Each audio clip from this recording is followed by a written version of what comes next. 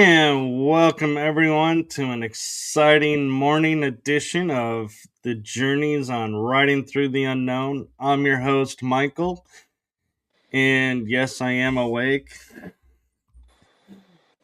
And we're gonna have a fun episode for you this morning. I have to say, I am truly blessed to have this guest on. I met her through the Summer Days Conference on June 13th, hosted by Gina Virginia Casella.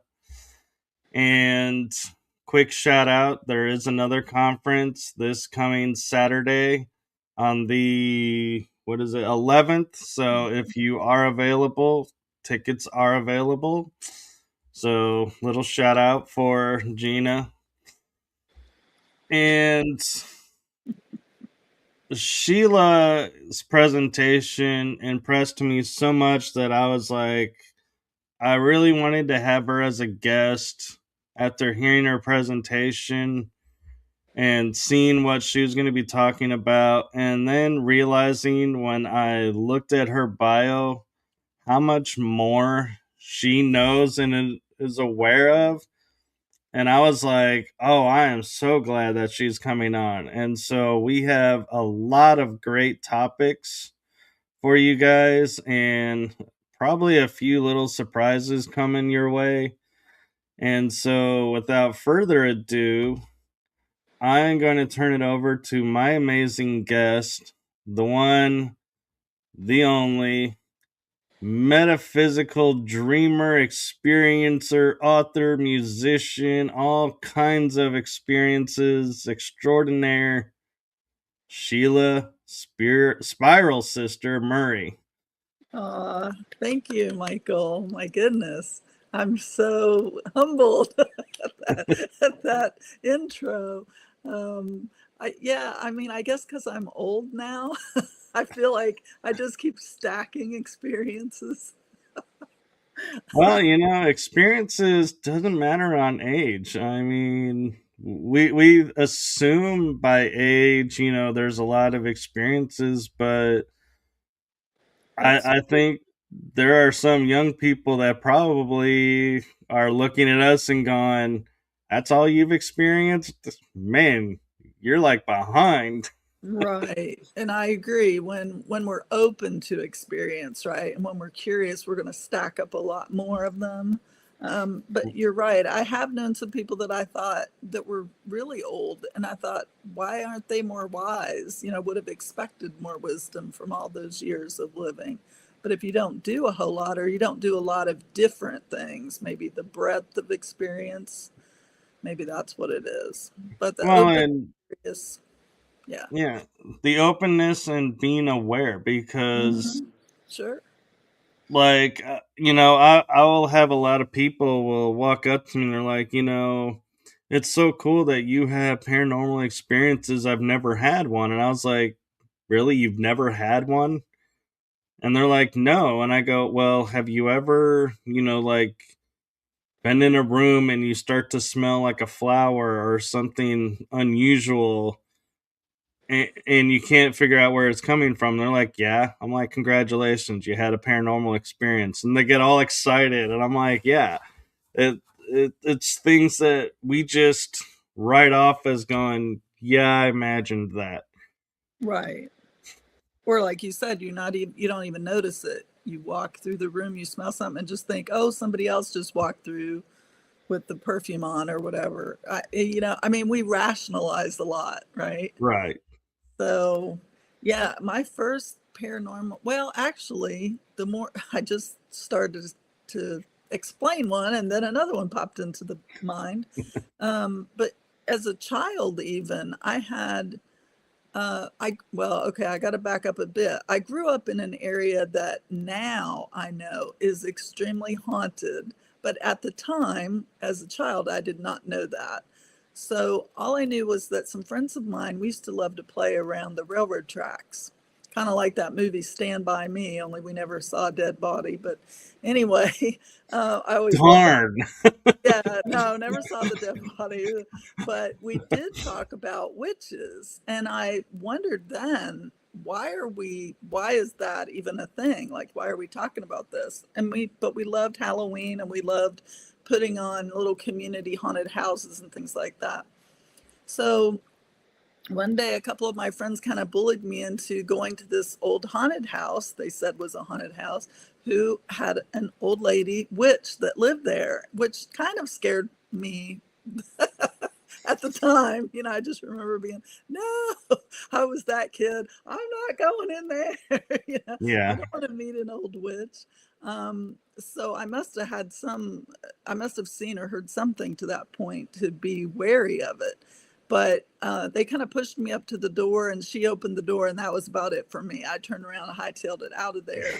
The interesting thing is that fast forward, oh my goodness, 30 some years, I was married to my second ex-husband. I was relating that story to him about being so scared, kind of being bullied into it. And he was kind of a bully himself. So when we took a trip back to my hometown, he's like, we've got to go to the witch's house. And I'm like, what? Like, that came out of nowhere. That came out of the blue. I said, I am not going back to that old lady's house. She probably doesn't even live there. And she was old at the time. I was a little kid, blah, blah, blah, rationalizing it all the way. And he made me go, and he pushed me. Like, he walked up behind me to the door of the house and was just literally pushing on my back. You've got to face your fears, which was, looking back, was a good thing, right? So I did. I Right. knocked on the door. A lady answered. I do not believe it was the same lady, but she laughed. He started telling her the story because I was kind of stuck for words. And then I explained how scared I had been and was kind of bullied into it. And she just laughed, and she said, I think she said it would have been her mother or grandmother, but she's like, no, she was not a witch. And she didn't believe the house was haunted, but she did tell us about the slave trade that had happened this was next to the Ohio River. So between West Virginia and Ohio, they had an underground tunnel, and that people used to say that there was a tunnel entrance into the basement of that house. So she thought that's where some of the legend came from, but she wasn't even convinced that there had ever been a tunnel under the house. So it was kind of a mixed bag of, I don't know, do you believe it? Do you not? It's still a mystery. But yeah, Mm. so that was across the river from Marietta, Ohio. Marietta is the oldest city in Ohio. It was the first town, and they have ghost tours there now. So it's really thrilling. I still want to go back and take a ghost tour there myself because I have not done that yet. No, that's very cool. And Anchor Haven is saying hello, and thank you for sharing it out, Julia. Yeah. And so I'm kind of, you know, when I'm hearing the story, a thought that popped in my head was, if she was a witch, would she admit that she's a witch? And could she have done some magic and got younger and been like, yes, I'm the daughter, when not really the daughter? That's how they, Yeah.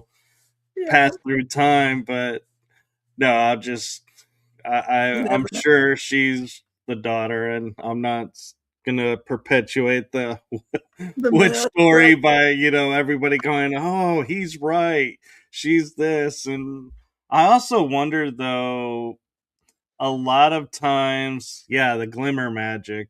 Julia's right, Yeah. but there are so many times when, as a kid, because of like stories like Hansel and Gretel and others where witches are in there, whenever we see an older person like on their porch or coming out of their house when they normally don't, how many times does our mind go, ooh, there's a witch? Right. And so I find it kind of funny, that it's like you're like, yeah, we called her a witch, but I don't know why. I'm like, yeah, probably because you read Hansel and Gretel and a few of Probably. those other stories, and Yeah. society just keeps It's perpetuating it and going, yeah. Yeah, it's all programming, right? Like I've told Anchor Haven before that I and still am a huge fan of The Wizard of Oz. So that definitely, even though back then we only got to see it, once a year, go ahead, once a year. So we live camera here. Um, and so, yeah, I was very fascinated with that story and with the witches, both the good and the bad, and Yeah. all that. And then I dressed up as a witch several years in a row when we put on those haunted houses. I loved it. I just felt it was fun. I didn't really see anything evil or dark about it. And what I find interesting, talking about the Wizard of Oz, for example, is we have, this lady who is being personified as, wicked, and she has these flying monkeys, protecting her, which I always thought that was kind of interesting, notion. But then I was like, the climactic scene at the end where, water does her in. I'm like, how, would water, melt her, because I'm sure it rains. I'm sure, what is she drinking if she can't have water? And so it like raised all these questions in me now when I Right. look at it. And then I look at the show Wicked that came out, Yes. and it's like, oh, this is how she became wicked, is she was not wicked. They made her wicked. And Mm-hmm. part of me goes, how true is that in society today, where somebody picks on somebody and mocks them, and yeah, now they become this bitter person.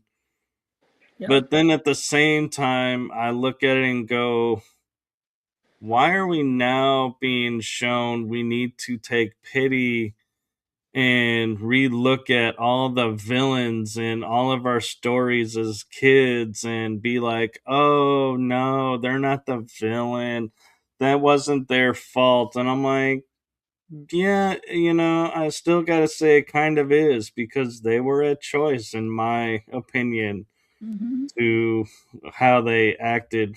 And I'm just curious, with your artistic background and your background into like the metaphysics and dreams and everything, if you've thought about that and what you think about, Well, where yeah. now we're trying to sympathize with the villain-esque personalities.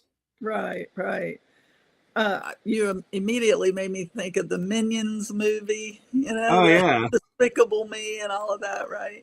And having been married to two who I would have called villains in the past, but with age and wisdom comes learning, and all of the different religious studies that I've done, I've come to realize that practice, I guess, of the mirror work. And so everything's a mirror, right? And so they're just teaching me, not that I'm going to seek them out to, beat me or abuse me or that, right? I'm not saying to go looking for it kind of thing. Just like when we played on the railroad tracks when I was a kid, we didn't stand on the tracks and wait until a train came along, right? We weren't going to tempt fate. We didn't have a death wish. But certainly, um, if one came by, we learned pretty quick not to stand too close, right? It's like, don't touch the hot burner on the stove or you're going to get burned. So I think it's just a matter of learning, but they present challenges. That's what I was going to say. They mirror back to us something that's perhaps in our shadow or some weakness that we feel we have. Maybe we don't really, but we feel we have it. So, like, I was shy and I was scared of that lady who was supposedly the witch, right? And I was forced to confront and forced to face my fear. And now I no longer have that fear. I would go up to anybody's door. In fact, I did many years later in sales. I went cold calling and knocked on people's doors all the time. Wasn't afraid to speak out. Wasn't shy. I was out of my shell. But maybe that's all it is the whole key or secret to life is facing the fear and doing it anyway. Like, I still don't want to jump out of a perfectly good airplane, but my son has went skydiving and he feels the better for it. So it's just, you've got the choice to pick and choose your experience, right? Right. And you raised an interesting question with like the plane on the railroad tracks. Yeah. And I often notice, in stories and, watching it like on movies and TV shows, how many times like somebody is on the track and they're like skipping back and forth, with their legs. Nothing happens, and then the train comes, and all of a sudden it's like, oh, now they're stuck. And I'm like, and I think about it now though through the paranormal mind and going, could a spirit have been there watching and going, oh, so this kid wants this. Well, Hmm. let's give them the thrill and hold their foot down because, their foot's not moving as they're hopping, in place, but all of a suddenly now it is Yeah. stuck. I wonder, could another force be at play there? I wonder that And too. Like the shoestring gets caught, you yeah, know? like how and why does it inexplicably get caught in that one moment where it's like, oh, the train is coming and now it gets stuck, where when there's nothing around, never gets stuck. Yeah, exactly. And then you think of the elementals, right? So some of those are the little fairies or gnomes or the ones, the trickster, they call it in Native American lore, it's the trickster. Yeah. Yeah, so that's true. That's why I don't know, because I do a lot of study around that whole principle of we create our own reality. And well, do we though? I mean, maybe we create a large chunk of it, but then there, like you said, there's these other powers and forces that maybe wrestle too. So now I see it more like a weaving, like a rug. So if you pull on a string, you can kind of pull that thing out of shape. But a rug or a tapestry is made of a bunch of colors, different even lengths of yarn and things like that. So yeah, so all together you see this beautiful picture, but or design. But if you pull a string completely out, you're going to have a hole that's harder to Yeah. fix. And I kind of think like, especially in like that situation, I would say you put out the energy of I'm not afraid, look at what I can do. Mhm. And as the train is coming, it's like you're like, yeah, I can do this. Well, it's like you're putting out this energy and persona that I think the energies pick it up and they're like, okay, so let's see how brave and really you really are. Yeah, And they're doing it, and it's not them like being the trickster, so to speak, picking on you and being like, yeah, we'll show you.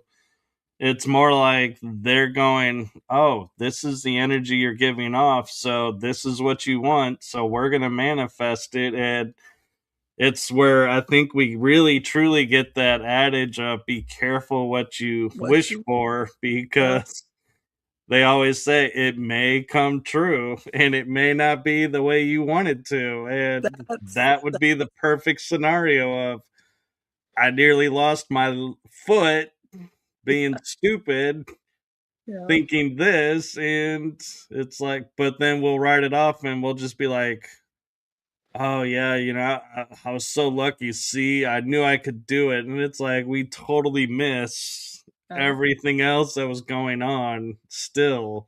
And so I think that's where a lot of times the, lessons get worse in my opinion because they're like we try to do it the easy way yeah, here. You weren't paying attention, so now we're gonna up the scale I and believe figure that. out where you will pay attention. Yeah, and not only believe, but I mean, I've seen that. I've experienced that regarding health issues in particular. If someone isn't learning the lesson from a little pain, the pain's going to continue to increase. So, and impact your life more and more as well until you stop and take care of it. Now, it may just be a question of awareness. So, you just, like you said at the beginning, you've just got to increase your level of awareness. And it spins off into a lot of different directions.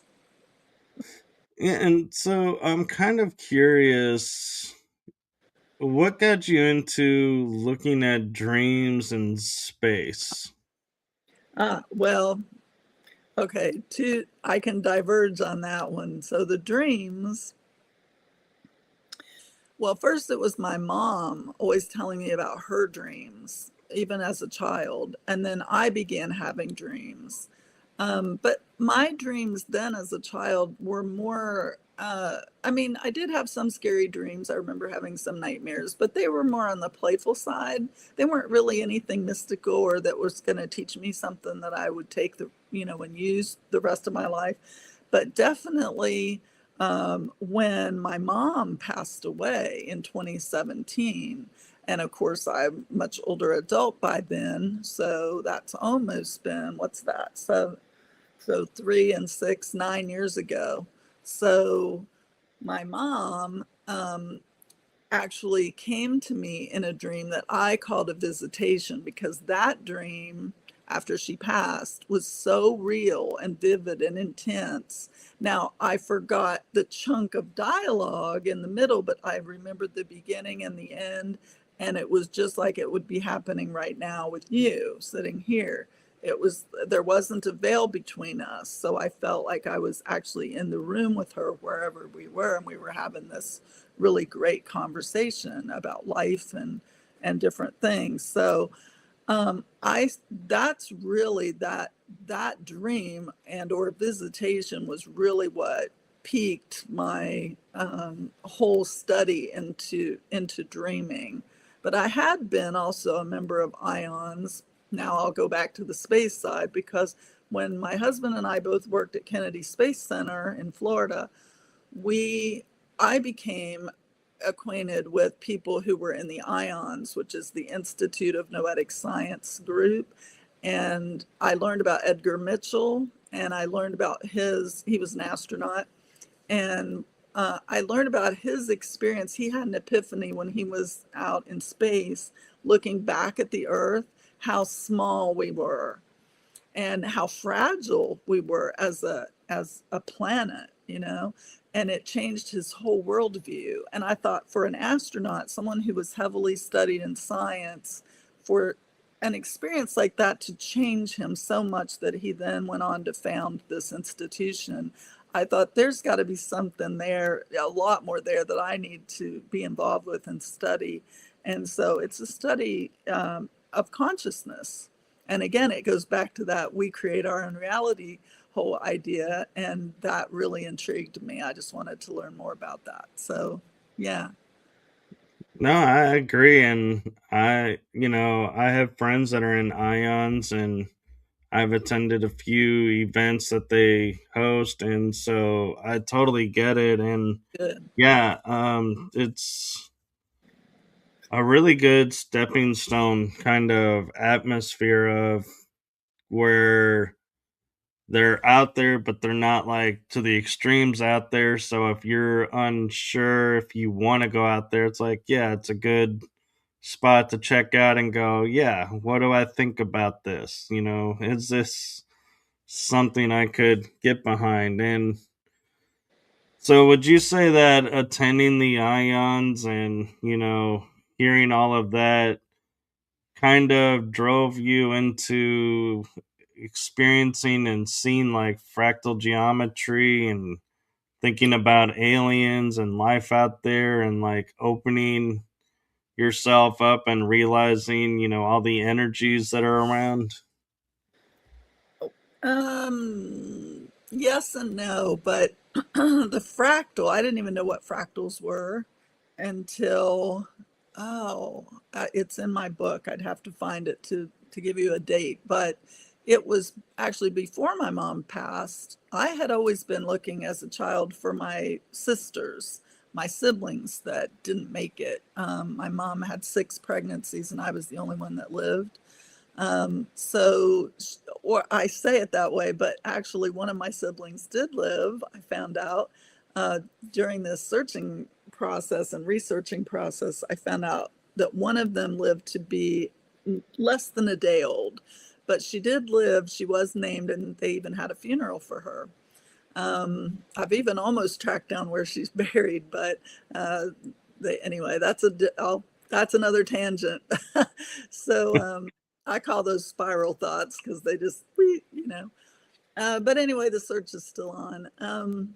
So what happened was I went to a hypnotherapist because I wanted to lose weight, and it was a birthday present to myself. I think around 2015, maybe 2016, and so I went to this lady. I didn't really know her very well, but I knew she had written a book called Angel Babies. And I thought that's fascinating. And I read the book because of my mother's miscarriages. It was all about miscarriages. And I just wanted to understand maybe more of what my mom went through during those times. So I read the book and I was so intrigued and fascinated by it that I scheduled the appointment with this author lady, Patricia McGivern, and I went to see her for the hypnotherapy session in person.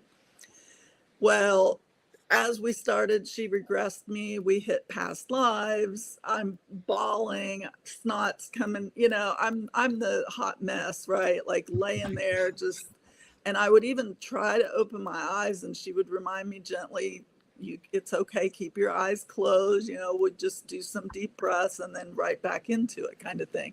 She's really good. So so during the course of that hour or so that we were doing the hypnosis session, my sister Christina, she came to me. This is on my blog too, by the way, so people can look this up and read it for free, this whole story. But yeah, she came to me, she introduced herself. She was a little blue dot. And so she actually told me things that I know that I lost, but that when it's the right time will come back to me. So I've got an awareness of that. But one of the things was definitely keep my eyes out, keep an awareness or a lookout for that specific color of blue. It's called a cerulean blue is the color. Oh yeah. But interestingly, if you have it on a lampshade, which has happened, the more light you put through it, that color changes. So when there's no light on shining through cerulean blue, it almost looks black. But when you shine a light through it, so there's a lot of metaphysical teaching just in that. But I'm drawn to the blue glass. I later learned that because we later went on a sacred Celtic journey with Patricia, my husband and I both. And one of the past life regressions that I had during that trip was that I saw myself as this eel-like creature who was paving a road under the sea with blue glass. I was literally laying blue glass like pavers that had drawing and writings and symbology on them, but I didn't know what any of that was. So yeah, that's a whole fractals. She was the one that told me about fractals. So Christina said the word fractal. I said it out loud and Patricia said fractal. I've never heard that word before, And then we talked about it after and we still couldn't put our heads together about it. I left there, going back to that first regression now, that hypnotherapy session, and I left there just in a blubber of just, I didn't know which end of me was up. I felt like I had received a download. Didn't know that word yet, but I felt like that. I felt like my head was full of information. And so I left there telling all this stuff to my husband, who thought I was completely whacked out and out of my mind. And so I just started, and that was kind of that ions connection too. It's like, now I want to go back because I had that experience. Let me see how that marries up. How does that tie? Where does that come into play? And I started looking at fractal and fractal geometry. We had a friend at the time who said I needed to look at sacred geometry. I started wearing the flower of life. I still have a habit. I set my tea always on a piece of wood with the flower of life on it. It was flower of life everywhere for a time. Then that took me to trees and pineapples and broccoli and all that sort of thing, right? And my husband being an artist, he was talking about the face, the structure of the face, and how all that sort of thing is, it all begins from the fractal, and then the fractal is the design for people that aren't aware, and it just keeps repeating. The one of the best things to look at would be the broccoli or the pineapple, probably.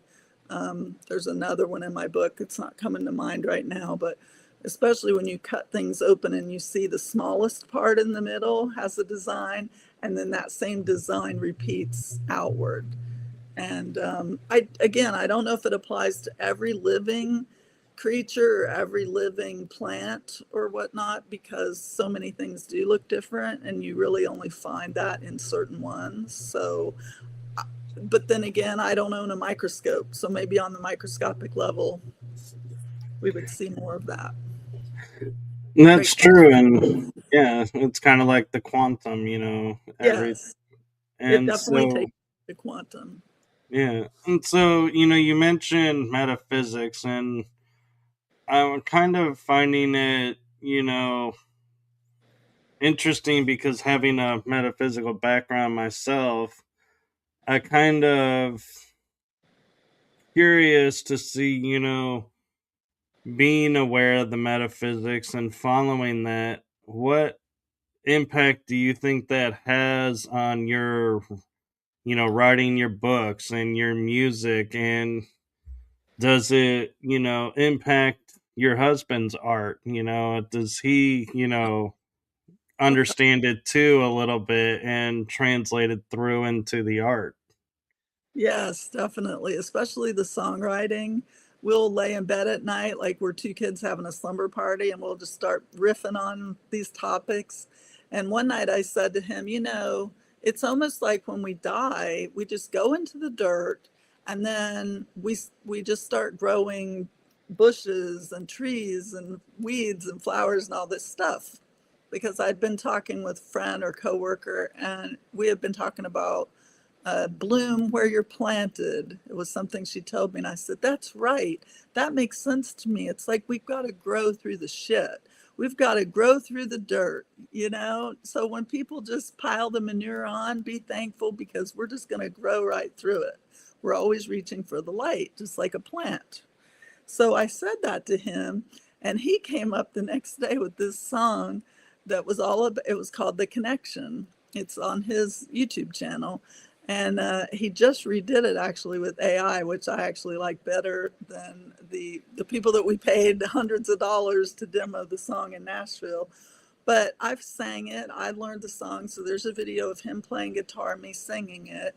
That's on Vimeo. I think it's several years old now, from maybe 2019, 2020. But no, I take that back. That video is 2019, when we moved to off grid, because we lived on an off grid property for a while. We moved there right before the COVID lockdown. So yeah, so 2020. Yeah, 2020. That's when that was. So, what is Sheila's YouTube channel? You can find me on YouTube if you put in my name and do at Spiral Sister. Terry B was asking. I just saw that. And thank you, Iron Bear, noticing the two of us, Michael and I, right?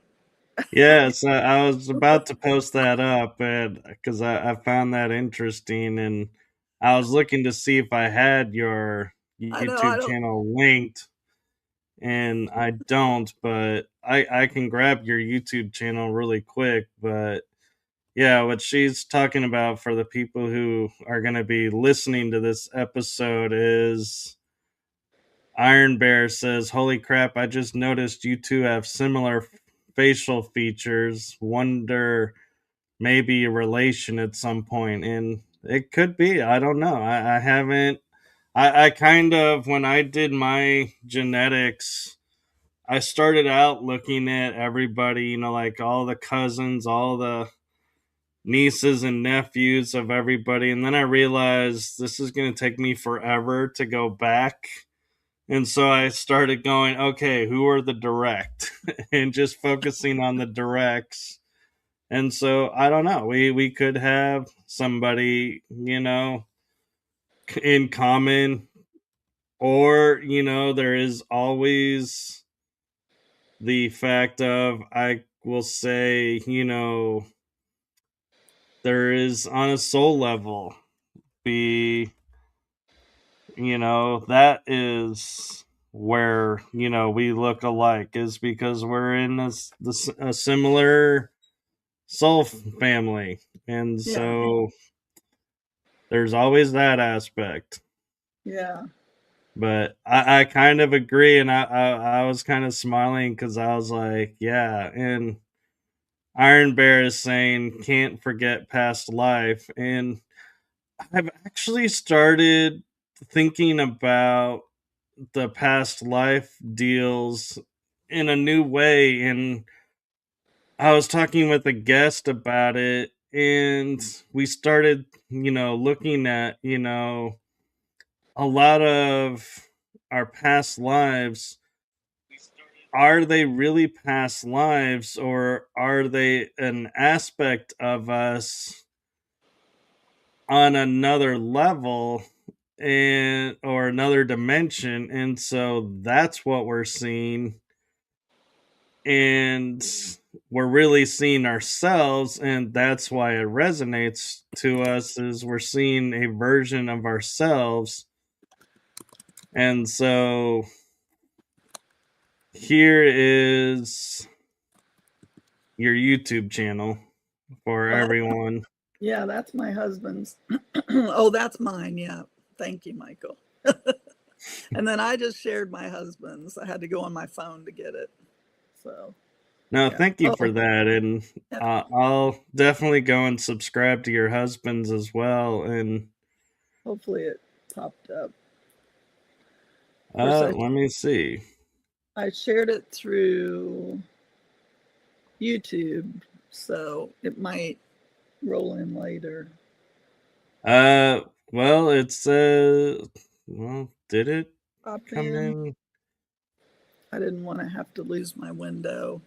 Uh, no, it No, didn't translate through. It just says just shared my husband's link.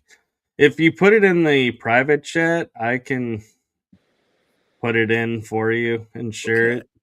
Let me.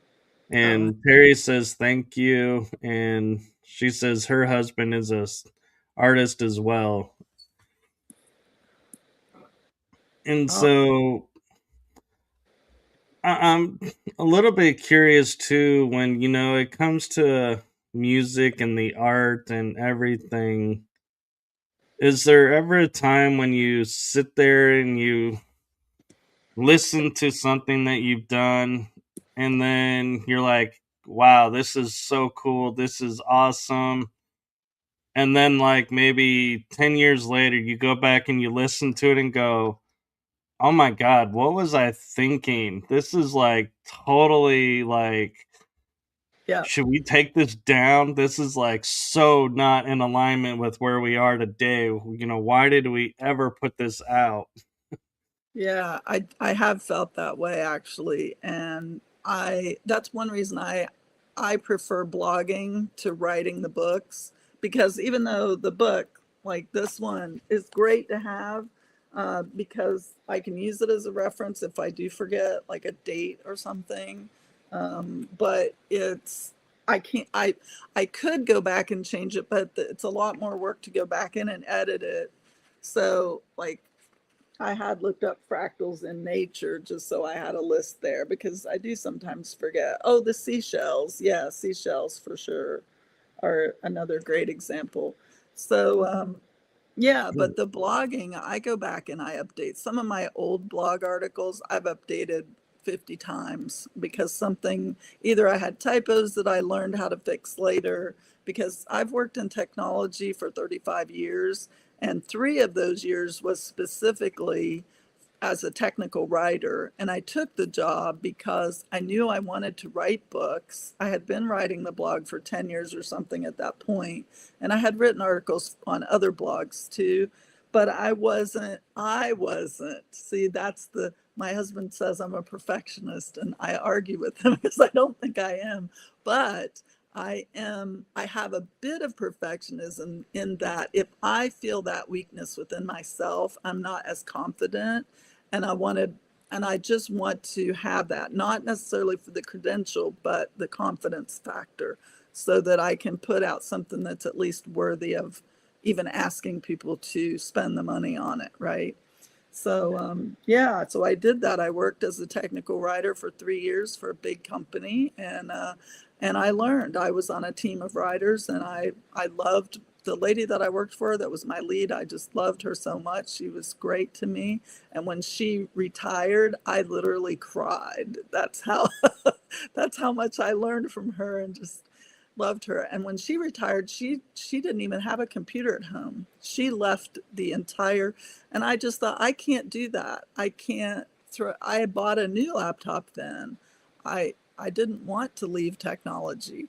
It still frustrates me sometimes because, as you know, things change so quickly, and we Oh always have a new yeah. application. But I feel like that'll keep my brain active. Yeah, Right. and I'm curious to, like you're saying, you update blogs and, Mm-hmm. Yeah. your opinions of some things may change and Yeah. whatnot. How do you react or respond to people who are like, oh, 5 years ago you said this and now you're contradicting yourself. Why are you, contradicting yourself? How do we know now what's true and what's not true? And, Right. how do you, How say to, do I solve it? respond to that? Yeah. No, well, we're always learning and growing. That's my opinion. And I should change. I should change my opinions over time. If I'm doing my spiritual work, that's what I mean, that's the way I look at spirituality, is that I'm like the tree. I'm learning and growing as I grow. I can see the higher from the highest level or whatever, right?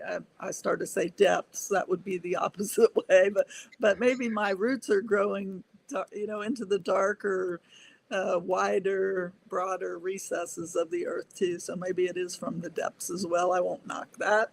Thank you. Well, and you could also look at it as going into the depths of out there There you go. versus Yeah. here. And Yeah. so it's a matter of perspective. Yeah. I've always thought I was more of a chameleon though. Like I've had long hair, very long hair. I've had very short hair. I've shaved my head. That's all out there on the blog too. My husband still, he's like, shave your head again. You have such a great looking head. I'm like, that's something about that just doesn't sound right to me. But okay. Yeah. No,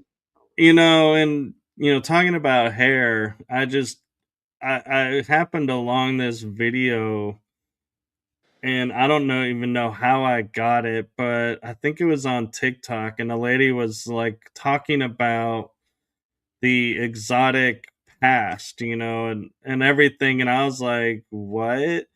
And so I'm like, what is this? And it kind of got me curious. And she goes, well, the women in Sparta would have long hair, and when they got married, they would cut their hair short. And I was like, okay. And she goes, well, they would do that so the guys would be attracted to them and think, oh, because they spent more time on the battlefield, that they would view them as a fellow dude. And I was like, that's a little bit disconcerting, but somehow I can see that, but I'm like, I would hope that's not the reason. Yeah. And that, the feminine aspect would be appealing and not the, oh, we need you to look like a dude to, be, enthralled with and be happy I married you. I'm like, that's a Right. little disconcerting if that's really true, but at the same time, they were a warrior culture, so it Yeah. does kind of lead a little credence to that, and maybe that is. But I kind of take and wonder, a different way is, in society, we look at women and we are taught look to their hands. If their hand, a certain hand on a certain finger has a ring, that person's taken. If there's no ring, they're not taken. So now you start to look at, is she hugging, holding on to someone? Maybe that's who she's dating. So she's off limits, or if she's alone, hey, she's available. Yeah. I wonder if in society, by cutting their hair, it was to let other gentlemen or other soldiers know, hey, I'm off the market. Oh, good point. It very well. And you just reminded me, I did not know that about Sparta, though. That's very interesting. Um, you reminded me, though, talking about cutting the hair short or blending in with the guys, is that there is a famous blues guitarist woman, black woman. Her name is Deborah Coleman, Coleman, and she was fantastic. My husband actually loves her. She's passed away now. I think she passed in 2018. But if for any of you all that love the blues, she is just magnificent, and she could shred too. I mean, she had the rock influence. That's what made her special, in my opinion, and I think to him too.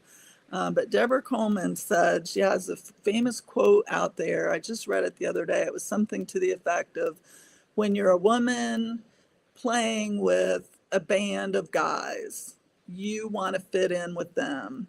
And her advice to women musicians was to learn how to talk about football and baseball and all of that, just to be able to fit in. So I don't know if she would have went as far to cut her hair, that really stood out to me. I thought, there's something about that. I used to play a lot. My first friends were mostly all boys, so I used to play a lot with boys as a very young child, and then also they didn't bully me as much as the girl. There was a girl right down the street from me who was my age, who bullied the hell out of me, pulled my hair, bit me, all the stuff, right? And we still don't, to this day, don't know why. We're friends now, and we became friends actually when we were in, like, we went to kindergarten together, and that's when she was bullying me so badly. My mom cut off the she wouldn't even let me see her anymore until we were in high school. So by the time we graduated high school, we were friends again. But I used to ask her, why did you bully me so badly? And she said, I have no idea, other than I was raised around really tough cousins. And I guess that's how they just played. And she looked at it like play, and I looked at it like torture. I mean, I would scream and cry and, all that, run home to mommy. But the boys I could play with all day long and have a great time, because we would do, gosh, I don't even know. We would do like the train, all the stuff down at the tracks. We would look at bugs. They would dare me to put my hand down in a hole and try to reach for crawdads, just because we live close to the river. So just things like that. Caves. I loved caves. There again, the mystery element, right? Right. Crystals, rocks, anything shiny. My husband still teases me. Oh God, I've lost her now. If we walk through somewhere and I see the shiny objects. So, and I have too many crystals to suit him too. Oh, But I know that feeling. I'm still looking at crystals though. Oh, I have yeah. a spiral one right back there behind me. That's a spiral crystal. It's like a pink granite carved into a spiral. So yeah, it's hard to see, but Yeah, it's that's back. really cool. And what's kind of interesting is, as you were talking about your female friend that you're friends with now that was bullying you, Yeah, when you first said bullying you, the thought that popped in my head is, we often don't look at what their situation was, and that may be all that they know. yeah, And so they don't see it as bullying. And so And then you go in and you say, yeah, she was, that's how they played. And I was like, wow, I'm like picking up on your story without even knowing anything about your story. And I was like, wow, I can't believe I was like spot on that, and that we were on the Same level. Yeah. same thought. And I'm curious too, a little bit around,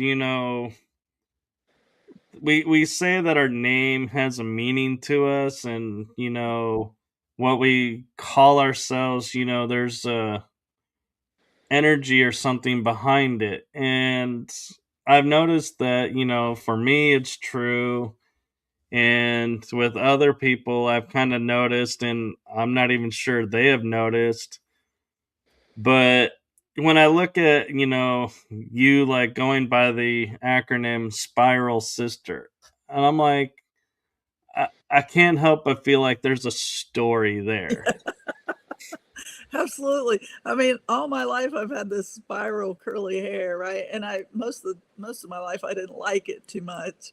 But also from our trip, and I know it's hard to see, but I'm wearing a triple spiral pendant from that trip to Ireland, because at the burial chamber in Ireland called Newgrange, and it's a UNESCO site. So if you're not already familiar, you can find it pretty easily. I also have that on my blog. Um, there is a glyph that's etched into the stone of the triple spiral, and this is made from that glyph. So it looks like an S, which S for Sheila, right? And then we actually went to Ireland twice in 2019. We went in July, and I filled out a little 3.5 by 5 card for a lottery that they offer at Newgrange at the Visitor Center. Once you go, you are then allowed to fill in this card and register for the winter solstice, which is only handed out to a certain number of people. And every year they have thousands and thousands of applicants from all over the world, anybody who visits there, right? So we were on a tour of 12 or 14 people. And so our bus driver, as well as everybody on the tour, wanted to fill this in. Now, whether or not they even gave it any thought as to if they would win or not, I don't know. But my husband said to me, I don't know why you're filling in this card, because we're not coming back if you win, because it's in December. It's cold as hell. And you don't like the cold. And we lived in Florida at the time. So, of course, you can guess what happened. I won. I won the lottery. And so we went back in December. And when we came through customs, the gentleman asked me, so what brings you back to Ireland in December from Florida? And I said to, go into the chamber, because it's a big deal for winter solstice to get to go in there with 20 people or something. And he said, so you're visiting Ireland for our weather. And he got a big kick out of that. That was the big joke, right? But yeah, so that spiral means a lot to me, and that's when I bought this. We were in Dublin with friends, and I had been looking for something special, and the gentleman who we invited to go back with us, because my husband had already been in the chamber once, and he's like, I don't resonate with this at all. So he's like, I don't want to go for the winter solstice. It's too early in the morning. I got to get up at dark 30. It's cold as heck. I blah, blah, blah, right? The excuses. So I said, okay, so who do we take? Well, I called the gentleman who was the bus driver, because he said when we filled in the form, he's like, if you win, you've got to take me because as your guest, because I've filled this in every trip I've been here with the group and I've never won. And he lives there, so he really wants to go for winter solstice, right? I didn't even know what the winter solstice was, really. I didn't do any in detail exploration about the topic. So it was hilarious that I got chosen. But yeah, so then one of my the lady who we went on the tour with, Patricia McGivern, I called her. She already had a cruise booked with one of her daughters. And we called someone else and they said no for some reason. So then I thought of John, and I knew that he was metaphysical because he had been to the Monroe Institute. And I'm really fascinated by the Monroe Institute, though I've never been there. to do some of the like remote viewing and things like that is what they Right. teach. But yeah, so I thought, well, maybe he'll want to go. And sure enough, him and his wife both wanted to go. So we spent a whole week with them in December, just bouncing around Dublin and having a great time. We did a ghost tour there, which was fantastic. We I can't even, yeah, dinners where they do the music, and so you got, the real authentic like Christmas stuff, and everything was decorated for Christmas in Dublin, and it was just awesome. I'm so glad that we got that. But one of the other reasons was because since we got up so early, and since our tour guide bus driver was not available, he turned us on to another. She filled in for him, this other bus driver, and her name is Edel, Edel, and I can't pronounce her last name. It's like Reagan or something. But anyway, I still follow her, and we're friends on Facebook and Instagram and stuff. She was a doll, and during that bus ride, my friend John and his wife were kind of falling asleep. So from Dublin to Newgrange, Edel and I were just talking, and she said, "Do you know about your name?" And I'm like, well, yeah, Sheila, it means woman in Australia, blah, blah, blah, right? And she's like, no, do you know the Irish meaning of Sheila? And I said, no, enlighten me. So she told me all about the Sheila na gig, and how the Sheila na gig day in Ireland falls the day after St. Patrick's Day.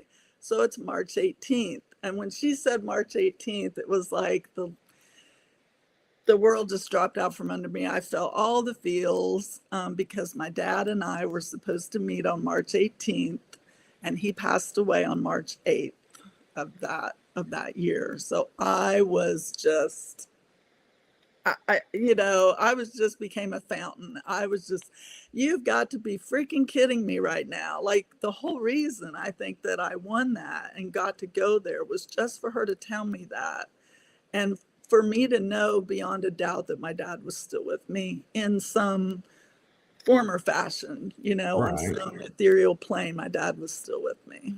So it No, was, that's beautiful. And I'm kind of curious, talking about, the Irish and the Celtic, the triple spiral actually has a Irish name or a Celtic name if it's the same that I'm thinking of, and that's the triqueta, I have which heard that, is the symbol of protection actually. It's like but a I don't, protection symbol. but I don't know if it's exactly the same as this one. I just don't know. Does, is it more because I've seen the one like Donna Eden wears where they're exactly the same size. So it's like two here and one here. This one's Well, different. so the triqueta actually has many different forms where I've Mm. seen it where it's like three triangles or three spirals. And so I think it has to do with the fact that there's three interconnected, and Moving parts. that, and I don't know that they all have to be the same size, but it's just Interesting. the way that it's formulated and everything. It's like, yeah, and when I was studying paganism, we had to pick a symbol to do, for, who we were going to be and everything. And I got a flash of, like you're saying, these three Mm-hmm. energy vortexes. And I was like, what is that? And I looked, and before I even found it, I was like, try something. And I was like, I don't even know how to pronounce this. And then I saw it, and I was like, oh. In my mind, as soon as I saw it, I have an innate ability sometimes of being able to see a word in a foreign language and be able to say it without Oh, knowing what I'm saying. And wow. so when I saw it, I go triqueta. Yeah. And I was like, that's how you say that? And so it was like, it was kind of cool how it came out. And PJ Davenport is saying it's the third day Danan, and Never heard that either. I am not familiar with that either. And so I'm wondering if that's, not like an Irish way of saying the triqueta. It may And be. I'm not even sure I'm pronouncing it right. That's just how I Yeah. hear it, and so that's how I pronounce it. I mean, if it's anywhere, it should be on the Newgrange site, that UNESCO website where they talk about Newgrange, because they have a visitor center. They just redid it all, and they do have pictures of it on there, and they talk about it. If there was a name, it should be there, and I don't remember it, but that doesn't mean anything really. Yeah, Um, and yeah, so it I, could I be. remember when you did your presentation, you talked about Newgrange. Yeah. I didn't mean to interrupt you. I'm No, sorry no, for doing that, but no. I wanted to ask, and it was like during the Q&A, it was, a short time, but when Yeah. you were, in Ireland the first time, I'm sure you got a flavor of the energy and Yes, everything.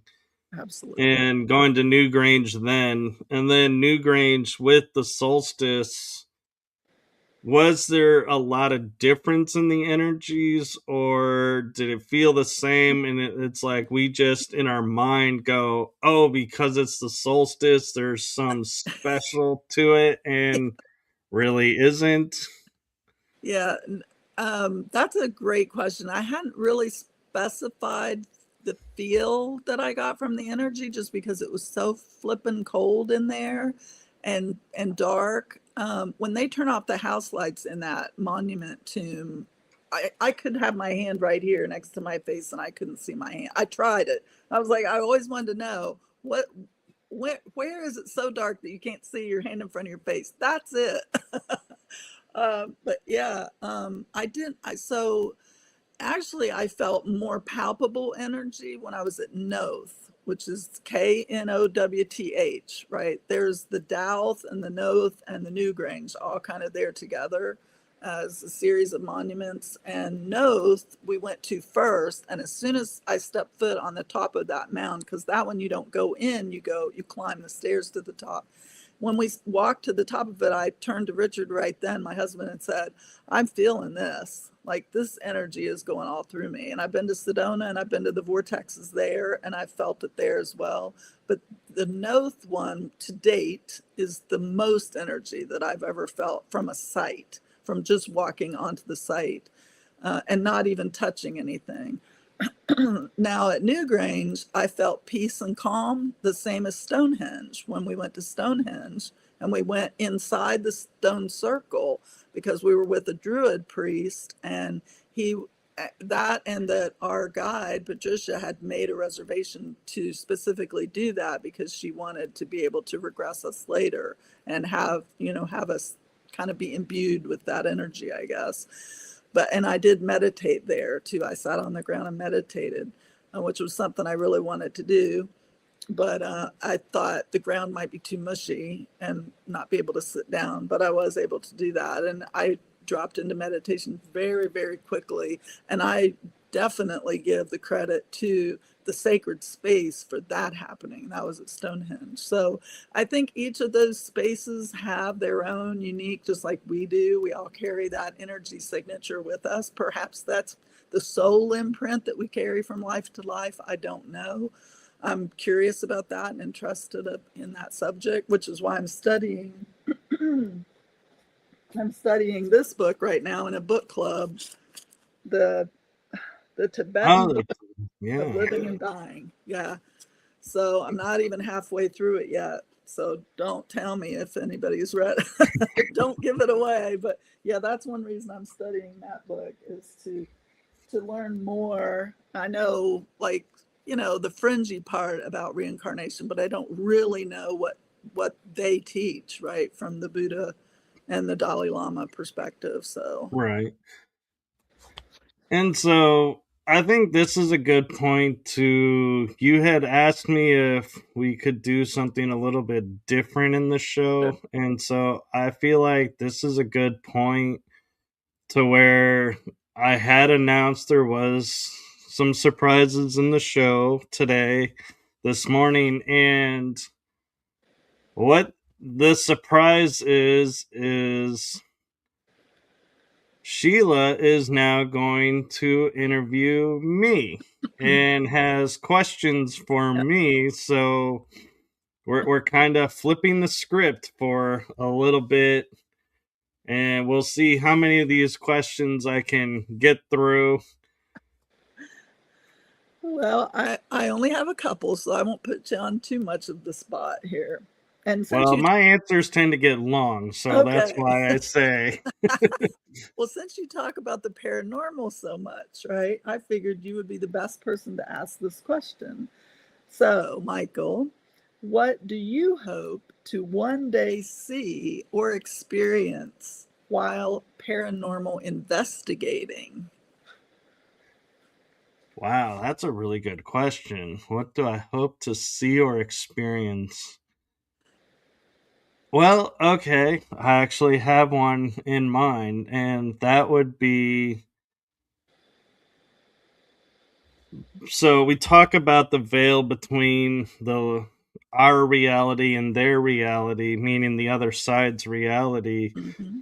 thinning. And so I'm waiting for, and I would love to witness the day to where when we're at a location and we're like, oh, you used to live here, and the spirit that we're talking to like had this aura field around it to where it looks like it's walking through a portal or something, Mm. and physically show up and be like, oh, this is what happened, this is my story, and have direct communication so that we know we are literally talking with this person, and everybody that's in the room is experiencing it and seeing it, rather than like the medium's going, oh yeah, this is who I'm seeing, and you're like, well, that's cool, and you know I can't validate it for you, and so I'll Yeah. take your word for it. And I don't mean it to sound like that, but there is a difference when some people can see and others can't, to Right. where the day when everybody can see, that to me would be like the ultimate paranormal like to have on an investigation. Beautiful. Yes. So, not, I mean, because you already know, you have a knowing, right? But like you said, you want to validate it to yourself somehow, Well, and it's that everybody can see, and like or that even the everybody. people Yeah, that are there, can be like, oh, you're, and start interacting and like gotcha. have that, you know, knowing of, okay, this is this person, this is the energy. So, yes. And so, because in reality, we, on an investigation, we sense energy. So, we, Hmm. in a way, imagine what that energy looks like. It's projecting itself to us. Hmm. And so, we assume in a way that that is who that is, and this is what's going on. And so for them to physically come through and be able to Hmm. interact, it's like now we know, who it is. And I think too, it would, on a side note, it would take the fear of going to the afterlife That out was, of people, because here is someone that's literally just walked in from the afterlife, so to yeah, speak, and be like, hey, this is what's it's like for me, and this is the life that I lived. And just to have that kind of conversation with everybody there, it's like, to me, would be the ultimate mind opening experience of everyone being like, yeah. yeah. you had just totally opened my mind because, and my hope would be it would dispel the fear and not, Mhm. like drive people to more fear going, oh my God, it's real over there.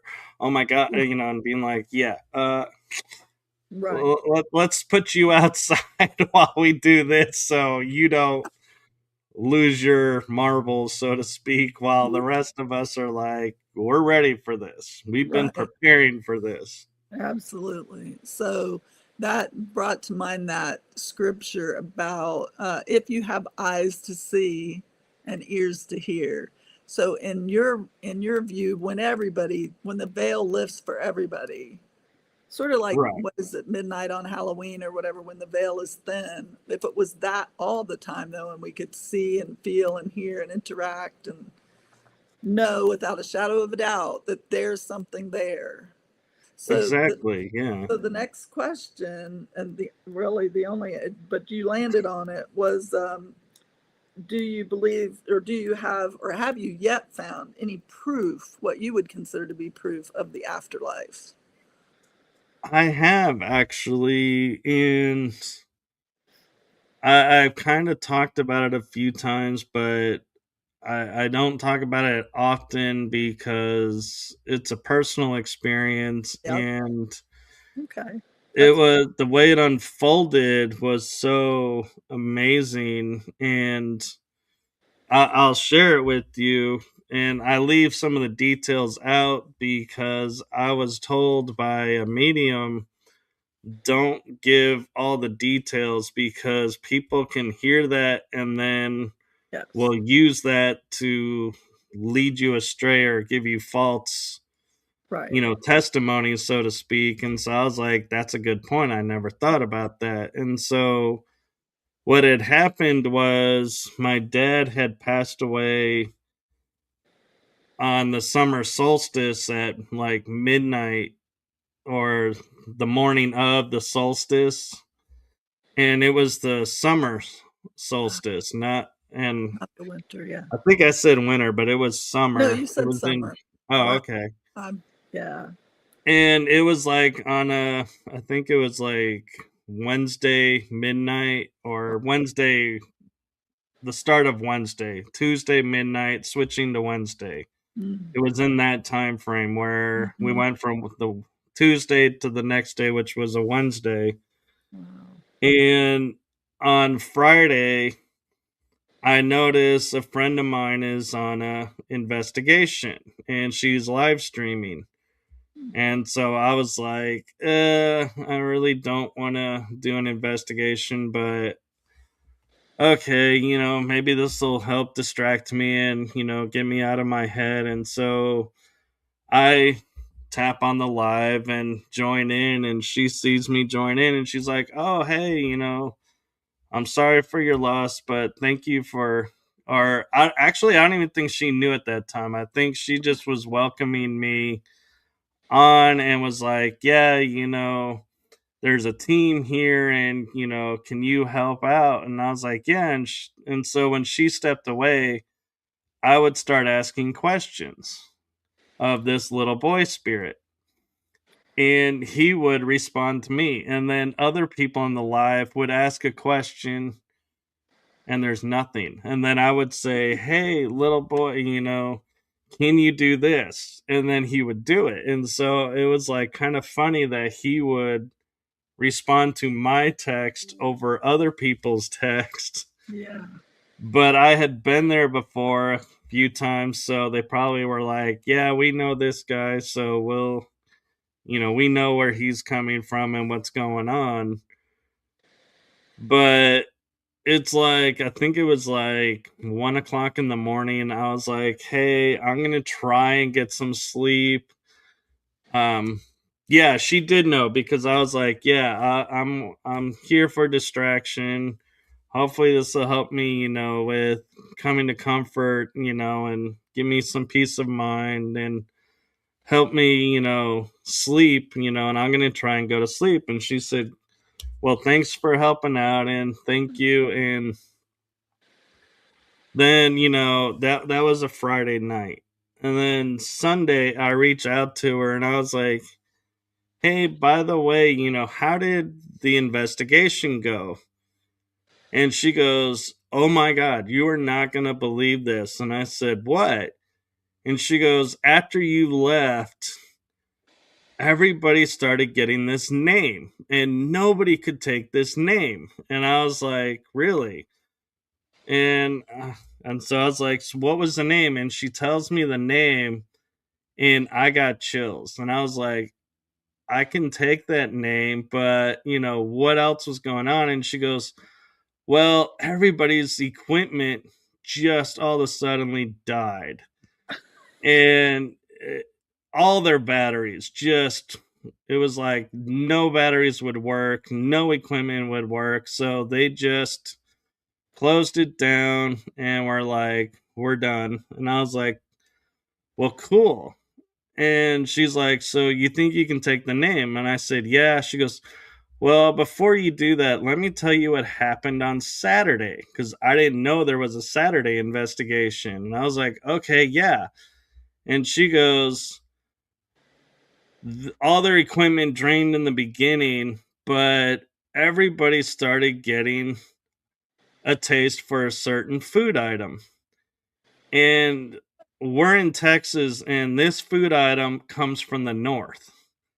It's hard to get down in the south. And I originally come from the north, and she didn't know that. She didn't know anything about my family and everything. She just knows me. And I said, what was the food item that you guys were craving? And she said, I had to go find this and eat this. And I was like, that was my dad's favorite food. You picked up my dad. My dad was there. And I'm even getting chills right now, sharing this. And to me, that in that moment, it was like, I grew up with knowing the afterlife was there, but it was always like a out there kind of Mm-hmm. knowing.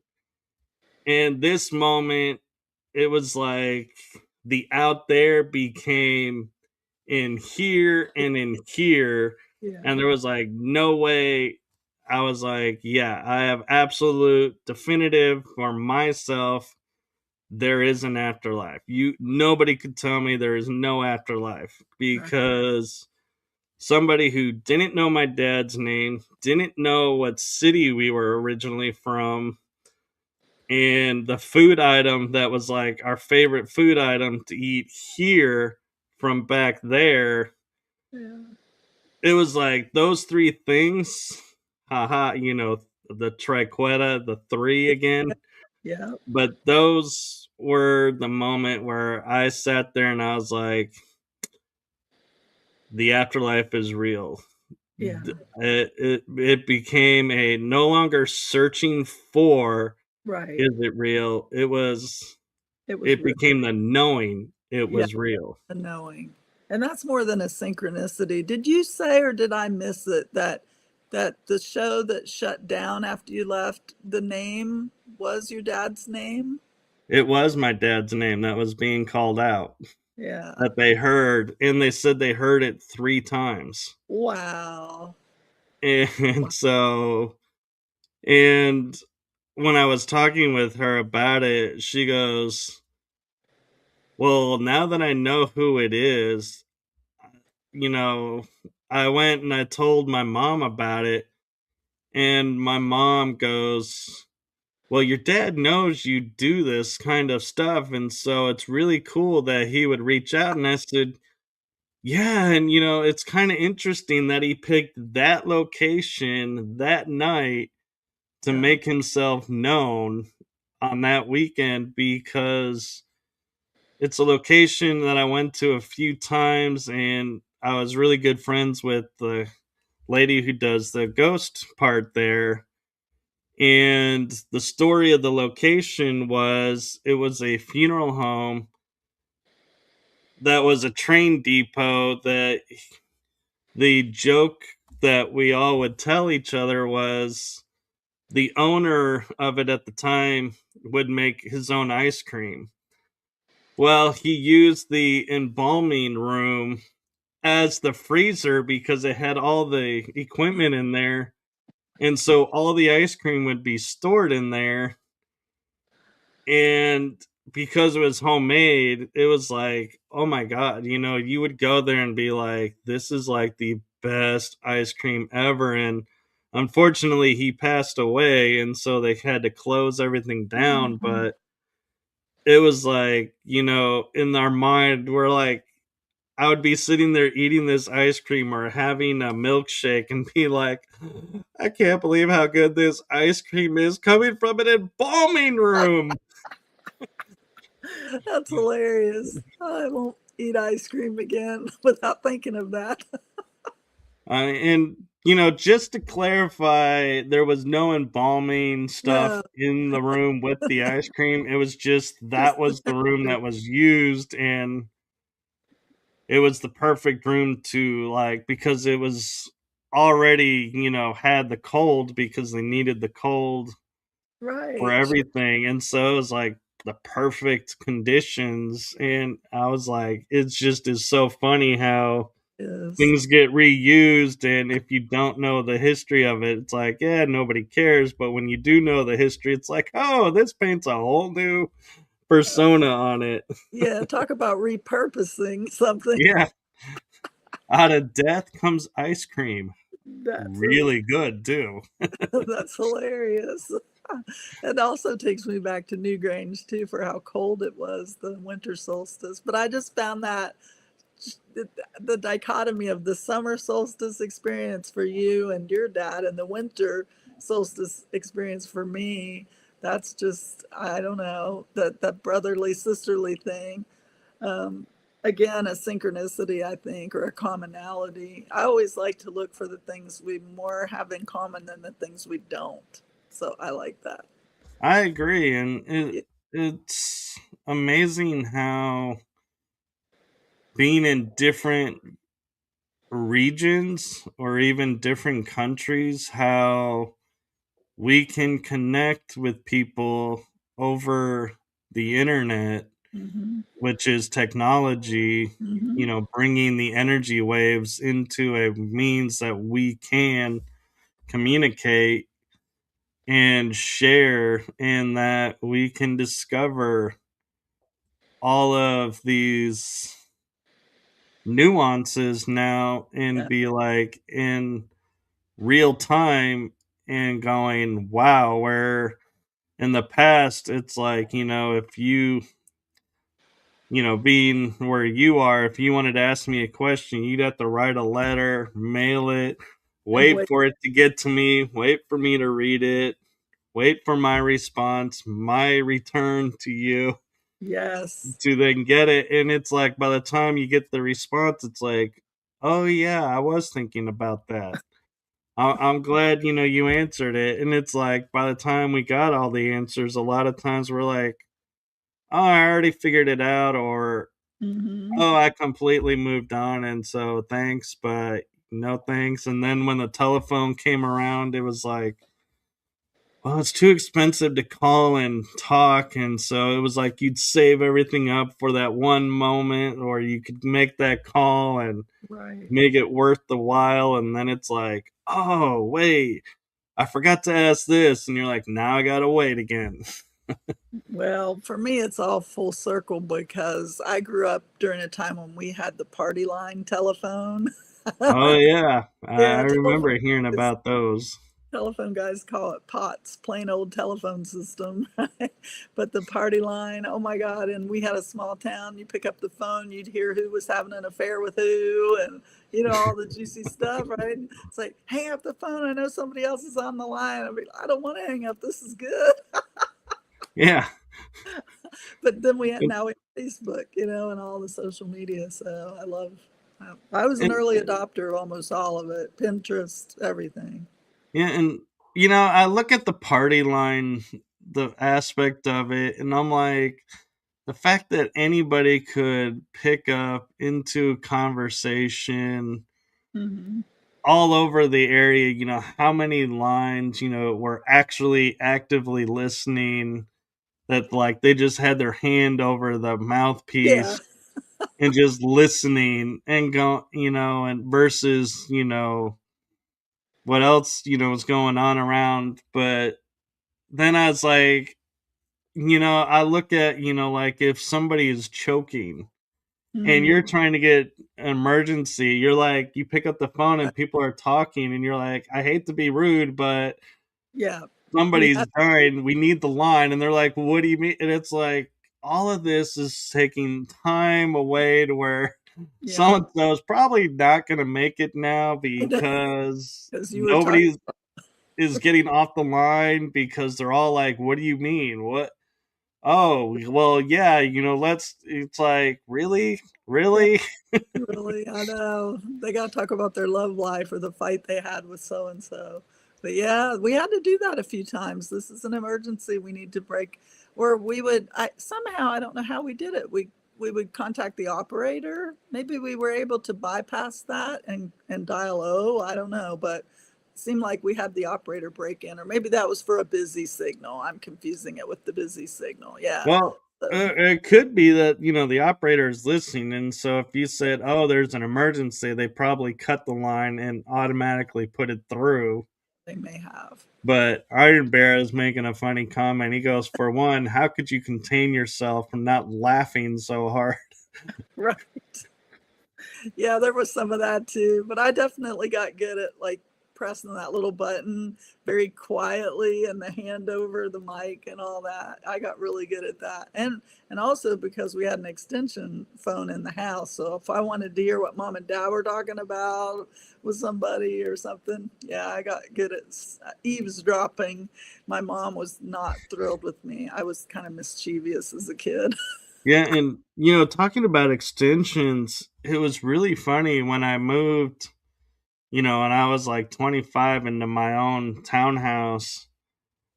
There was like the phone was activated and I'm like I had to call the phone company because I was like, yeah, only the upstairs rings when people call my number and not downstairs. And they're like, well, I don't we don't understand. And finding out my downstairs phone was tied into a neighbor's line.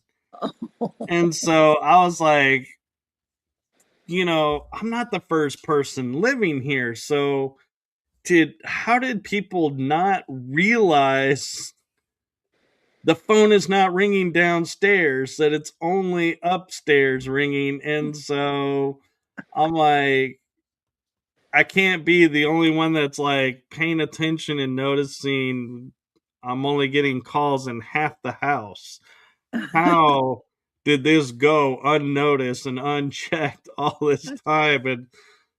And what's interesting is they'll do like a little like switcheroo and they're like, okay, now it should ring down here, and sure enough it does. And I'm like, it can't be that easy to activate or deactivate a phone line because it costs so much money to get those done. And I'm like, it took you 5 seconds. How? What is the expensiveness of this? Wait a Right. minute. It's like a whole new area of question starts coming in and going, I could have done that. Why did I have to call you? I know. I love it. Technology. Gotta love it. And how fast everything has changed just in the course of our lifetimes. Oh yeah. And I've technology, we look at, we're kind of spoiled in today's terms of when we look at the 17, 18, early Mm, 1900s, yeah. it would take years before technology leaps would happen. And then we hit like the 40s, 50s, and all of a suddenly it's like what would take a century now took 10 years. All after Roswell. Right. And it's like, wait a minute. And it's like on our technology scale, we went from a rotary phone to now we have a phone in a car, Mhm. which Camera probably phone. wasn't our smartest evolution, Yeah, probably but not. it did simplify life. But it was like, yeah, people weren't ready for it. And then all of a suddenly we're like handheld devices that they would flip open like the Star Trek communicators, and everyone's like, this is like Star Trek. And Yeah. people never realized, yeah, and this came, and everyone's like, how cool is this? And the first one had the large batteries. I don't know if you remember Oh, those, I where it's like sold your some of hand those. barely fit the Yeah. phone. Yeah, I saw And Radio then it Shack. became the streamlined phones that we have now that look like mini iPads and Yeah. can do all this stuff. And all of this technology has really, it started in the 80s where cell phones were introduced, 1980. Mhm. We're in 2026 and we are mini tablet phones that search the internet, do all this they're like mini computers in our hands. And people don't realize how short a period of time that is, that all of this technology has come around, and we just take it for granted that, yeah. And I stumbled on this anime called Dr. Stone. And what it is somebody sends out a petrification wave where everyone's turned to stone, and this fluid cracks the stone, and they are, and he's restored to life. And so he creates the science world where he uses science to everything. And what's interesting about it is, where we're talking about, where we're making all these leaps and bounds, Mhm. he wakes up and he's like, okay, in a matter of a year, I can, take and bring us into um TV or cell phone. And he's inventing all these things using Stone Age technology. And it's really interesting how we sit there and we look at how fast he's able to do it, and we don't even notice that was as fast, almost as fast as we did today. But how life was so much different because they're using methods we don't use. And like the cell phone was a backpack with like a funnel to talk into, and the old telephone version. Right. And so it just surprises me, that we're like, yeah, it's almost like a mockery kind of show of, look at all this technology that comes up, and we just totally take it for granted. And here we are, in an age of no technology, and look at how much we have to figure out and learn to recreate. And it's like, yeah, recreating is a pain in the neck, but yeah, it's interesting. And I'm just curious, do you ever sit there and step back and go, this world, now has this and this, and like you're saying, and pointing out, you've been around for a lot more than most people. So what, how does, seeing all these leaps and bounds, how does that impact your life? And does it create, a different perspective, or do you just sit there and go to a lot of it and go, it is what it is? Yeah, Yeah. whatever. No, I mean, I think I've always been intrigued by it. And my dad had a CB radio business, so I was always interested in that, the transmission of the voice across the wires, and the fact that you could talk skip certain times of the night, you could talk to people in other countries. So this whole internet thing has just, I mean, it's like I was born at the right time because this is something that I am so invested in and interested in, intrigued by. I actually wanted to work on hardware because when I worked, one of my first jobs was at Radio Shack, and I loved the circuit boards, and I used to buy the little kits and work on how to make my own circuitry. But somebody came in, one of my customers, and he said, "You're already wearing eyeglasses. You will be blind, if you continue down that path." So he suggested that I do software. And then I started getting involved in software. Went to a university and I worked there for 10 years. And during that time, I took some coding classes. But I really didn't like coding. I liked some aspects of coding, not all of them. I liked picking out the the problems, just like I like editing now. Like they'll jump off the page at me. So I can spot the semicolon difference from the comma, things like little things that sometimes the coders would miss.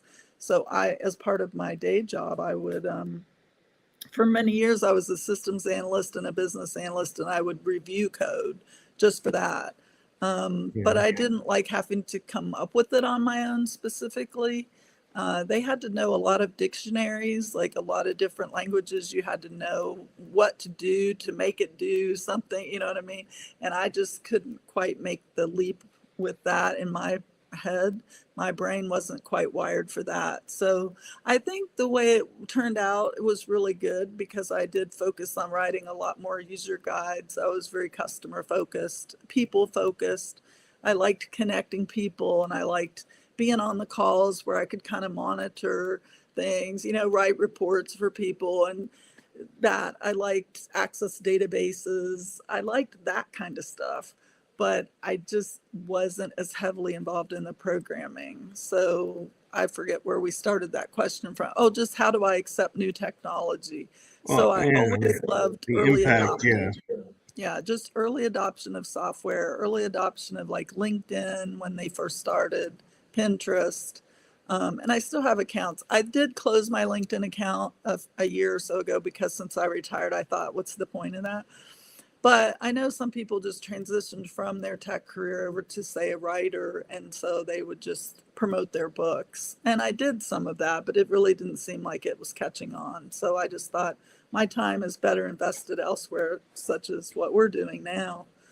I just find this whole podcasting genre, really thrilling. And I wish I'd gotten in on it right at the beginning, but I guess there's still a market, there's still an audience out there for newcomers. So, There's always an audience, and mhm. it kind of is funny to me as you say, like a year ago, you left LinkedIn, and I joined LinkedIn, and I air shows to it, and so for people that are watching this, we're getting close to her losing her Battery. battery power. So she had warned me that might happen, and we're almost done. And I just wanted to bring attention to a couple of things that Iron Bear had said, and your thoughts of talking about technology and stuff. And he'd said I'd almost count the radio packs they used in World War II Uh, were a close range cell phone, and that's true. You could mhm. look at it as a cell phone because it was direct communication, but there was no dialing, and so I always wondered how that worked. And that made me think about the movie We Were Soldiers about the Mm, Vietnam, where the guy is like working on the radio and he picks up what's happening in Vietnam, yeah. and they're hearing the battle firsthand. and the horror that's going on over there and everybody being stunned. And he goes, how did you do that? And he goes, well, it must be atmosphere, or must be picking up atmosphere. Oh yeah. And he goes, you're my radio guy since you got that in. And he was like, don't take that off. This is what we're going into. And so it was like they were a little bit maybe more prepared than other new recruits.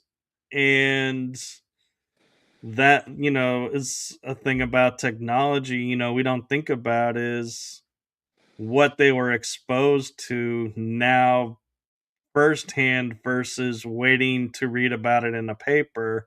Mm-hmm. And on a funnier note, Iron Bear says the generation today won't even know what a Radio Shack was. Right.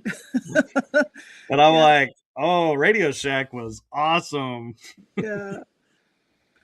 Yeah, it was really cool. In fact, that's one of the things that drew, well, I love all the 80s type shows anyway, the Stranger Things. I had to watch Stranger Things. It was just amazing. So it was all the stuff Yeah, that I was used to from my youth, and we are over an hour and a half, and Yeah. I we know had we could talked talk all about, day. we could, and there was one topic that's pretty hot right now for everybody, and I want to give you a chance to voice it before we talk about where they can get your books if you want to go there. And that is disclosure. What do Mm. you see disclosure as, and where do you see it going, and where do you want it to go? Oh, it's such a big topic, right? Hmm. Well, first of all, I've not seen the movie yet by Spielberg. I probably will see it just to know what they're putting out there for the newbies. But for people, and you're much more versed on this than me, but I'm a big X Files fan. And so over the years, some of the X Files, especially the ones that were centered around the UFOs, which would be disclosure now, right?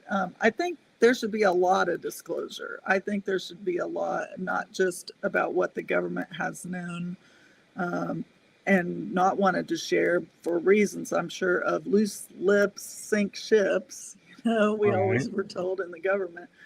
Um, but so for national security, but for, I think as more and more countries join together, more union or pacts or whatever they are develop, or even borders come down, then perhaps there will be more disclosure. I don't know how much they'll disclose because of national security interests. Um, but I think it's definitely going to be a genre that's going to stay in the public domain for quite a while, just like the JFK assassination has my whole life. 9/11 has since 2001. I think there's always going to be some propaganda around it, unfortunately, and I think it's used sometimes to distract us for sure. But I do think that there's a nugget of truth in all of those things. And if you talk again, if you just talk to real people, maybe not on the internet, but if you just talk with people in person about some of these things, you'll find out there's there are shards of truth to almost all of the stories. They just may be skewed so that you're not really getting, and that was one of the things I did want to talk about today, was how much information can we reveal without giving away too much information about ourselves personally so that we're hacked or scammed in some way, but that Right. we can still share the truth. And I think some of the ways that's done is through storytelling.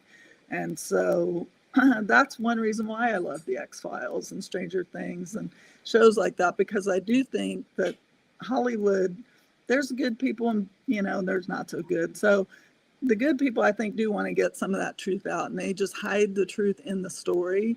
And so that's also why I'm much more interested in nonfiction than in fiction. But the caveat is some of that fiction is based on truth. So you just have to put your thinking cap on and use your discernment. And like you said, some people will resonate with some things versus others. Some people will pick up on things because they're more aware. and other people are going to be left behind and be in the dark because they're not willing to concede that, like, I'm no fan of Bill Gates, but thanks to Bill Gates I had a career for 35 years, right? So I'm not shooting, I'm not cutting the hand that feeds because he doesn't feed me anymore. So I think with that said, you will get more and more truth. It may come out more piecemeal than what we want, but you'll get more and more as people retire, like me, and they can speak more freely, and their income is not directly tied. So always look for that. The follow the money thread, that works, but look for the fact that, people that are still in some way connected to the government, they can lose their government pension if they say the wrong things in public to people or even on a podcast, right? So just be aware that sometimes people want to tell you, but they can't because they're limited. And then sometimes people are so conditioned that they won't tell you under any circumstances, or they signed NDAs, non-disclosure agreements, that they can't disclose what they were doing their whole career. So there's many facets to that question, but that's a good. Yeah, no, I agree. And I like how you touched on, the fact that we give too much personal information Mm-hmm. out in public because we feel like, oh, these people are our friends, or, oh, if I don't give this information, then people won't find me as credible. Right. And so there is a fine line of, being transparent and upfront with people, but also protecting yourself and your Mm-hmm. loved ones around you. And so my hope is, people can respect that and work within that and not go, oh, because this person won't tell me what city he lives in, I don't think I can trust, that he's really, sharing the truth, because if he was really, sharing the truth, he would, tell us everything. And it's like, I am telling you everything, but I don't want you on my doorstep either. Right. So, Right. there is that factor of, you know, self preservation and, Yes. privacy, of, not being swarmed by people. And Exactly. we forget about that because we live in an age where, we have people photographing people and making Mm-hmm. public what they ate or what they're wearing. And I'm like, why do I care? Why, why do I need to know this? There's so many other topics out there that, are not getting coverage because of this. Yeah. And That's I'm like, why do you people not notice this is just distraction? And why are you so fascinated by, oh my God, so and so ate a sandwich today? And I'm like, really? I eat one every day, but I don't feel the need to like publish it, and go, hey, look, I made a sandwich. right. That reminds me of like those celebrity things that get passed around, right? Yeah. Right. So are you going to try the vegan burger because, I don't know, Taylor Swift or someone ate one? It's like, no. Yeah. No kidding. I'm like, that's more reason not to in my book. Yeah. Yeah. Just realize that sometimes they're paid to, especially if they're in the media, if they're in the public eye, they're paid. So I don't Oh, always trust what I see from, you know, stars or someone. And why are they called stars, by the way? Doesn't that point us back to astrology? It's like we should be looking at real stars, not the damn people that are paid millions of dollars to lie to us. So that's true. And I was talking with someone about religion, and we kind of came upon a discovery, so to speak, of our language and lingo. Is, we have shows like American Idol, mm-hmm. and we Good one. idolize these people. And the reason I'm trying to stress the word idol is, when you go to like Christianity, Yeah. one of the commandments is, you won't worship idols. You won't, Right. have any other idols but the Lord. Yeah. And people sit there Go and ahead. are like, oh, this person's doing this and this person's doing that, and you're idolizing them, but you're not realizing by idolizing them, you're making them an idol. And so you are worshiping an idol. And they're like, no, I'm not. Oh, I am, ain't I? And it's like, yeah. Yeah. But yeah, and so that's why I think, the media and everybody tries to promote the celebrities is because you're idolizing them and fitting into an agenda that, fits their needs over paying attention to what's really going on. Yeah. And yes, I used that to cover the fact that her husband was walking by. And I was trying to distract I'm trying to everybody get. by throwing an idea of idolism out. Yes, he needed to eat lunch.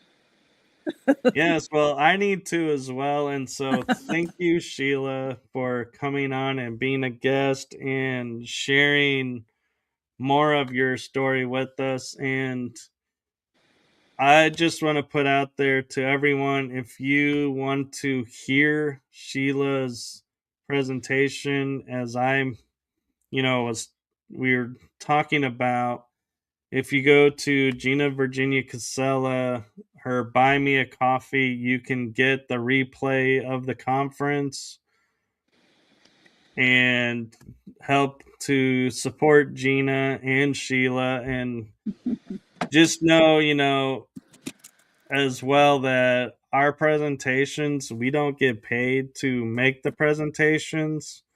So we have no reason to make them anything but our truth and our experience. And so that's another reason to me why it was so great, what she shared, because it was her authentic story and her authentic experience coming through. And so I just want to honor that. And I just want to say before we go, from my heart and the heart of my shows to you, Sheila, thank you for, everything you're doing. And thank you for what you're doing for humanity. I know it sometimes doesn't feel like much, but the smallest pebble can make the largest ripples. We just don't see it. And so thank you for your authenticity. Thank you, Michael. Mwah, mwah. And Jason, he's a moderator. He just chimed in and goes, "Did I miss it?" Yeah. Yes, Jason, you did, unfortunately. So you will have to catch the replay. Um, I can't sum up in like a couple of minutes the almost 2 hours that we talked about. So do be aware that this show is a free replay, so it will be available as soon as we're done. And so, with that being said, is there anything, Sheila, that you want to promote out real quick, or do you feel like you got everything out that you wanted to get out? Yeah, I mean, I'm on most social media, so if you're on Amazon, you can find my Amazon author page there. Just type in, search by my name. Make sure it's EY for Murray, the last name Murray, and EILA for Sheila. So, other than that, yeah, because there's another Sheila Murray who's an author in England, I think, somewhere, but she's a doctor.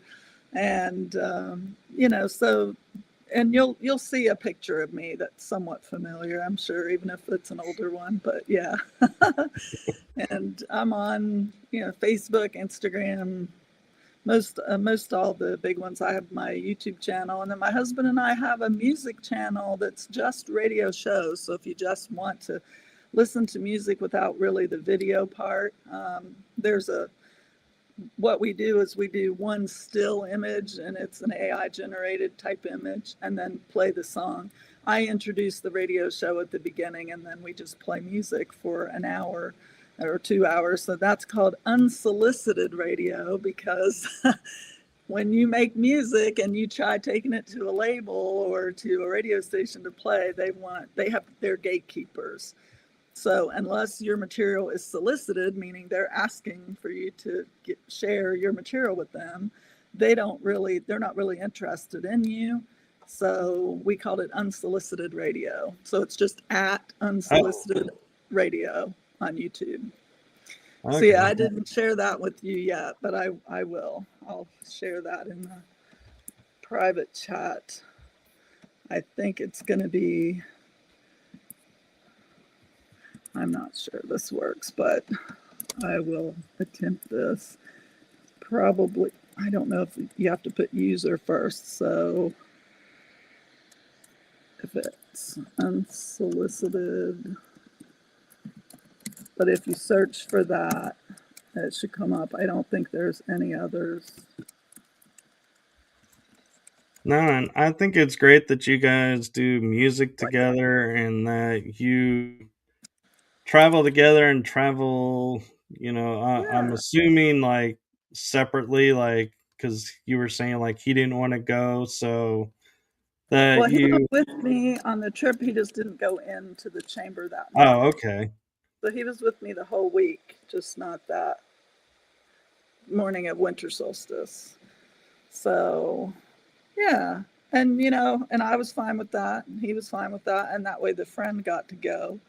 So, and he was really more, we want, and we promote this too in our own lives, is we want to meet people where they are. And, if they're not ready for certain information, we won't force it, right? And this Right. person was ready and willing and just so excited about going. And so we said, well, then definitely Richard took the back seat, and let John go.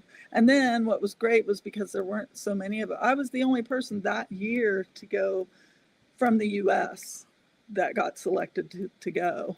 So when they found that out, the center told us that. So when the center, recognized that, they said, after everybody else left, they said, we want you to.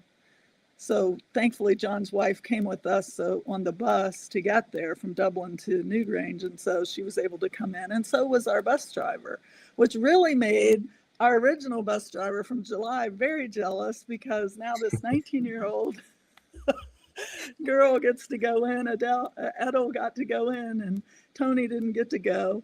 But things happen for a reason, and so she was thrilled that she got to go in. It made her life up to that point, as an Irish woman, to get to go in there and experience Yeah. that. And we were able to take pictures and videos that you're not allowed to do when you're there. Like in July, we were not allowed to take pictures and videos because the center, of course, has the professional videos and pictures, and they want to sell their magazine and so on and so forth. Right. So it was just because we were there for winter solstice that we were able to get the pictures and videos that we got, which are some of which are on my blog anyway. Right. Well, thank you, and Sure. thank you for coming on and everything that you do, and be sure to follow and subscribe to her channels and her website. You can follow her along there and follow along my channels, because you never know when Sheila will be making another appearance, and Woohoo. hopefully we will have her back on to share some more of her experiences. And thank you so much, and thank you everyone in the chat room and everyone who's watching. Make it a wonderful day, and thank you for joining us for this special morning episode. And I will say, today is unique because I do have an afternoon and an evening show. I usually have just two shows a day, so do come back and tune in for those. It is 2 o'clock Central Time and 6 o'clock Central Time today. So all special times, all special shows. And thank you so much, Sheila, for sharing with us. And with that, I'm going to say have a great day, everyone, because, yeah, you notice we can just start up again and just keep going and going. And so my stomach is growling, and so I need to eat.